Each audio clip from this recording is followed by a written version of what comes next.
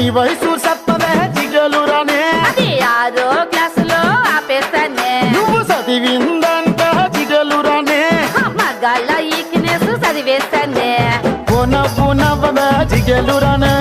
శెట్టి పంచి ఊడితే నవ్వేస్తానే నన్ను బాబా అనవే జిగలురానే అది పోలీసోళ్ళకే రిజర్వేషనే ప్రేమిస్తావన్నను జిగలురానే రాసిస్తావా మరి నీ ఆకి పాస్తనే జిల్ జిల్ జిల్ జిల్ జిగలు